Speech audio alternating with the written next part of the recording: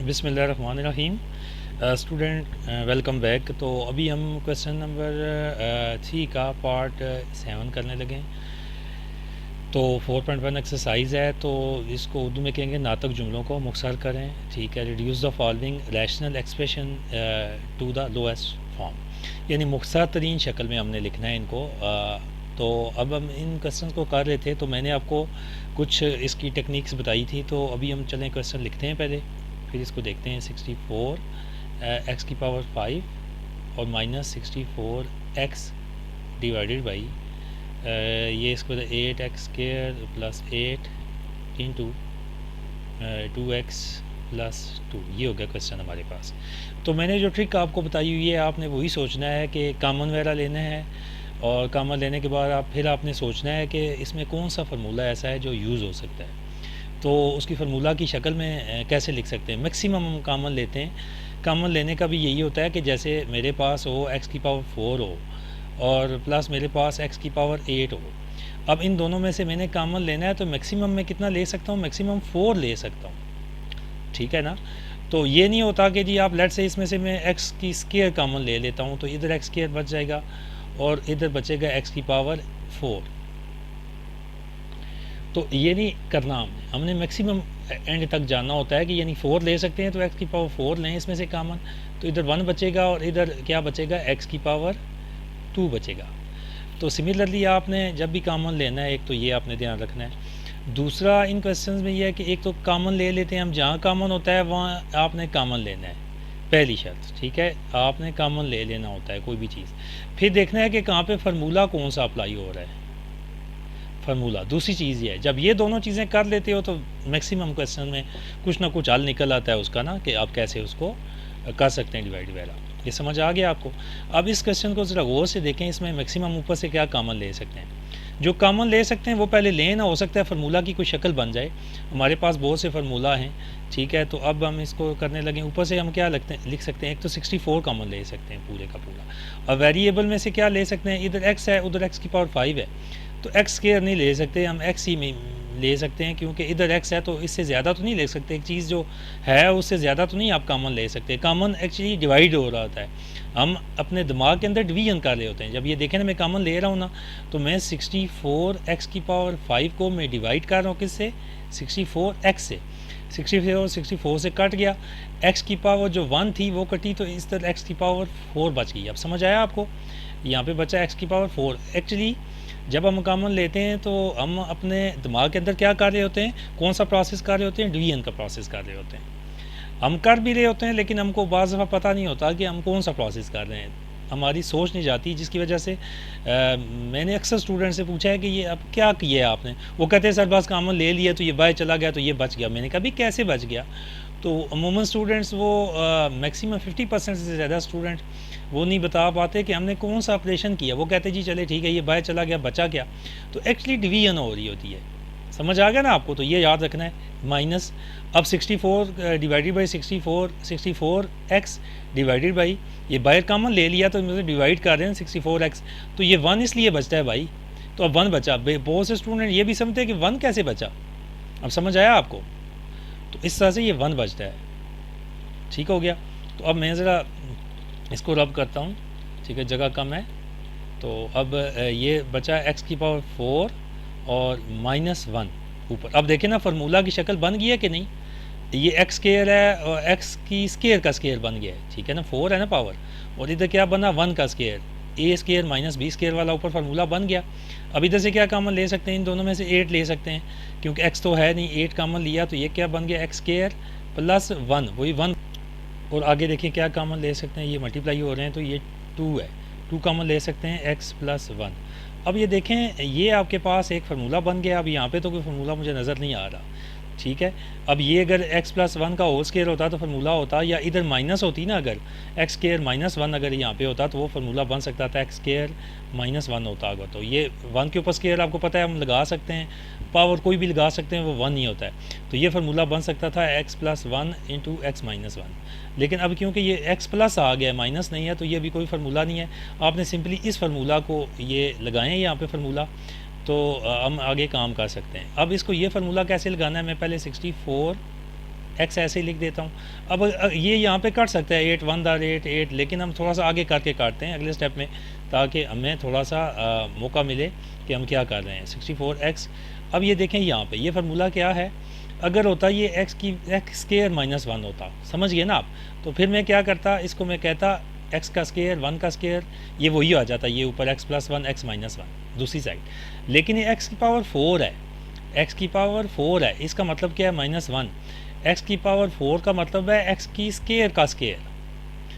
बना सकते ना स्केयर का स्केयर, आपको पता है हमने एक रूल भी पढ़ा था जिसमें ये क्या होता है कि पावर्स के ऊपर अगर पावर आ जाए, दूसरे चैप्टर में आपने पढ़ा था पावर का रूल, कोई एक वेरिएबल है जिसके ऊपर, वो जो आपको याद है 6 लॉज थे जो या 7 लॉज थे जो कि एक्सपोनेंट वाले दूसरे चैप्टर में, ठीक है ना। उसमें क्या था कि अगर आपके पास ए एक वेरिएबल हो, उसके ऊपर एक पावर हो n, उसके पावर एक ऊपर हो m, तो क्या होता है m इंटू एन मल्टीप्लाई हो जाता है, यानी a का स्केयर बना दिया तो ये दोनों मल्टीप्लाई हो जाएंगे, a की पावर 4 ही बनेगी, क्योंकि हमने बनाना है फार्मूला, ठीक है। और इसकी कोई अब नज़र नहीं आ रही थी कैसे फार्मूला बनाएं इसको, तो कैसे बना सकते हैं, एक्स की स्केयर का स्केयर -1 का स्केयर। अब x क्या हो गया, एक्स स्केयर के बराबर हो गया, तो इसको कैसे लिखेंगे, एक्स स्केयर +1 और एक्स स्केयर -1। समझ आया आपको। देखिए ना, जब यहाँ पे स्केयर नहीं था, सिंपल एक्स था, तो हमने क्या किया, एक्स +1 लिया ना और एक्स -1। अब ऑलरेडी एक्स की जगह एक्स स्केयर आ गया भाई, तो क्या लेना है, एक्स की पावर एक्स स्केयर +1 और एक्स स्केयर -1, ठीक है। अब इसको कैसे मैं लिख सकता हूँ, एक्स की पावर 4 -1 को, एक्स की पावर 4 -1 को मैं लिख सकता हूँ x square +1 into x square -1। अब देखें कुछ सूरत हाल आपको नज़र आएगी, ठीक है। नीचे क्या बना 8, अब 8 और 2 को आप इकट्ठा कर सकते हैं, नंबर्स आपको पता है ना, मल्टीप्लाई इकट्ठे कर सकते हैं। 8 2 का क्या बना 16 बन गया। अब इसके आगे लिखें जी एक्स स्केयर +1 नीचे आ गया और एक्स +1। अब ये कैसे हुआ, इसके आगे आप जो है ना इस तरह से 3 डॉट डाल के आप फार्मूला लिख सकते हैं। इसके आगे आप लिख सकते हैं कि मैंने इसको क्या किया, इसको इस स्टेप को क्या किया, इसको मैंने किया एक्स स्केयर का एक्स स्केयर -1 का 1 का स्केयर, तो इसका एक्स +1 इंटू एक्स -1, क्योंकि यहाँ पे स्केयर का स्केयर है तो आप इसको यहाँ पे स्केयर भी कर सकते हैं, ये स्केयर और ये स्केयर लगा सकते हैं। तो जो भी टीचर है, जो भी आपका क्वेश्चन देखेगा, उसको पता चल जाएगा इसने किस तरह से किया एक्सपेंड। समझ आ गया आपको, यहाँ पे आप ये स्टेप लिख सकते हो।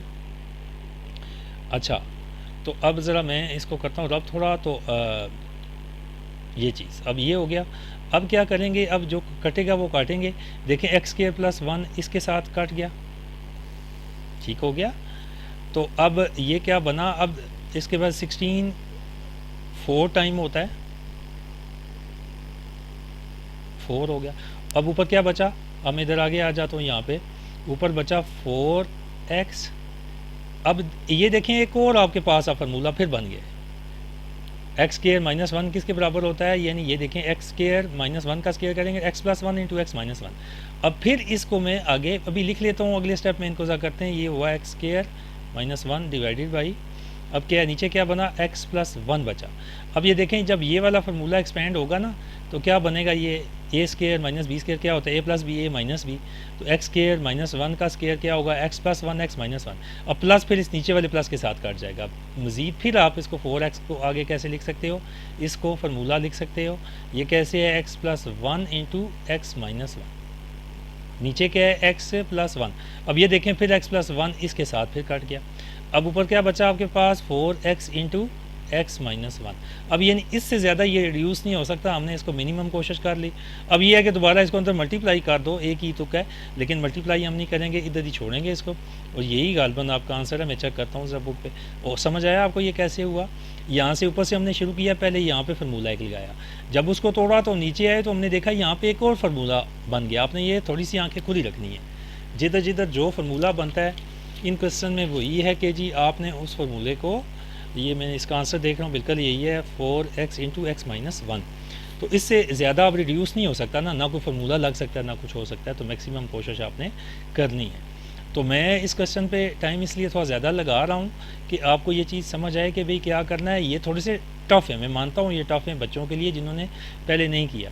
तो जिन्होंने किया है, ज़्यादा प्रैक्टिस की है, उनके लिए तो बच्चों वाली ये गेम है। तो आपने इसको बनाना है थोड़ा अपने लिए आसान, क्या करना है, करनी है प्रैक्टिस। तो ऑफ आर दी बेस्ट। तो चलते हैं अपने नेक्स्ट क्वेश्चन की तरफ। तो क्या आर्टिकल आ रहा है, ये भी इस क्वेश्चन नंबर 3 का लास्ट पार्ट है ये, ठीक है, तो इसको देखेंगे, ठीक है। तो अब अगले क्वेश्चन की तरफ चलते हैं। अब नेक्स्ट पार्ट है इसका हमारा, ये पार्ट नंबर 8 है, that is 9x square minus into x square minus 4 का होल का square divided by 4 plus 3x minus x square. अब स्टूडेंट्स इसमें ये जो क्वेश्चन है ना, ये मैं देख रहा हूँ, ये अब आपका जिस बच्चे ने चैप्टर नंबर 5 किया हुआ है, फैक्टराइजेशन सही अच्छी कमांड है, उसको बहुत सिंपल से ये चीज़ समझ आ जाती है। लेकिन अगर आपने चैप्टर 5 अभी नहीं किया तो इस क्वेश्चन में अगर आपको ज़्यादा समझ नहीं आती तो परेशान नहीं होना, आप जब वो करके अगर आते हैं तो फिर बहुत अच्छे से समझ आएगा। अब मैं ये ऊपर से अब देखें कि इसमें नीचे भी मुझे इसमें कोई नज़र नहीं आ रहा फार्मूला, ये यहाँ पे क्या लगाऊँ, ऊपर 9x है, ये यहाँ पे देखें कि ये जो है ना, ये मेरे पास है, यहाँ पे एक फार्मूला बन सकता है ए स्क्वायर, और इसका इस सारे को मैं अगर b कह दूँ तो ये बन सकता है जैसे, अब मेरे पास है जी ये 9x स्क्वायर है और ये माइनस है बीच में, और ये देखें यहाँ पे x स्क्वायर प्लस माइनस 4 का होल का स्क्वायर है। इस सारे को मैं कह दूँ कि ये 3x का स्क्वायर बन गया, और माइनस इस सारे को, इसको a कह दूँ और इसको b अगर समझ लूँ तो ये क्या बनेगा, x स्क्वायर माइनस 4 का होल का स्क्वायर। अब ये a है ये b है, तो इसको एक दफ़ा प्लस करके आप लिख सकते हैं, एक दफ़ा माइनस, इस सारे को मैंने b कह दिया। तो क्या सिचुएशन बनेगी, इस तरह करें तो ये बनेगा 3x, इसको हम करेंगे एक दफ़ा प्लस करके लिखेंगे, प्लस x माइनस 4, ये b है ना, इंटू दूसरा क्या होगा 3x माइनस x माइनस 4, एक दफ़ा प्लस करके लिख दिया, एक दफ़ा माइनस करके लिख दिया। अब नीचे क्या है, नीचे देखें 4 प्लस 3x और माइनस x स्क्वायर आ गया आपके पास, ठीक हो गया। अब अगले स्टेप में क्या करेंगे, इसकी हम क्या करेंगे, ये ब्रैकेट ओपन करेंगे, जैसे ऊपर से इसकी ब्रैकेट ओपन करते हैं, ये प्लस की तो 3x बाय प्लस है तो अंदर कोई चेंज नहीं आएगी, ठीक है ना, x स्क्वायर माइनस 4, ठीक हो गया। अब इसमें क्या करेंगे, ये आगे देखें 3x है, और ये जब माइनस बाहर है तो अब चेंज आएगा, माइनस प्लस के साथ मल्टीप्लाई हुआ तो माइनस एक्स स्क्वायर, और माइनस माइनस के साथ हुआ तो प्लस, ठीक है, तो ये आ जाएगा प्लस 4। अब नीचे डिवाइड में क्या है, डिवाइड में देखें ये 4 है प्लस 3x है और माइनस एक्स स्क्वायर है, ठीक हो गया। अब देखें कुछ कर सकता है, देखें ये बिल्कुल कर सकता है, ये और ये कर सकते हैं, ज़ागो से देखें, इधर प्लस 4 है प्लस 4 है, माइनस एक्स स्क्वायर है माइनस एक्स स्क्वायर है, प्लस 3 है प्लस 3x है, ये देखें कर सकते हैं। भले वो उनकी तरतीब आगे पीछे लिखे हुए हैं, लेकिन अलजबरा में ये होता है कि आप एक तरतीब होती है, पहले आप स्क्वायर लिखते हो फिर उसके बाद छोटा वेरिएबल लिखते हो, पता है ना आपको।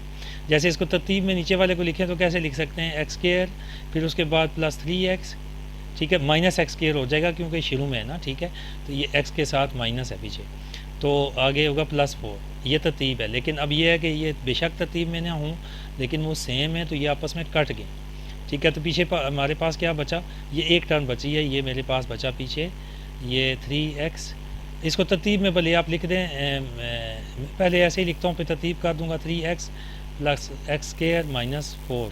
अब इसको तरतीब में लिखेंगे तो ये यही आंसर है हमारा, एक्स स्क्वायर ये पहले आ जाएगा प्लस 3x माइनस 4। ये पता है ना आपको, तरतीब में लिखते हैं ना, सबसे पोलिनोमियल में कैसे लिखते हैं कि सबसे पहले जिसकी हायर पावर होती है वो लिखते हैं, फिर उससे छोटी, फिर कांस्टेंट आखिर में लिखते हैं, जो भी होता है। तो ये आपका आंसर है। देखें आपने यहाँ पे कैसे इसको सॉल्व कर लिया।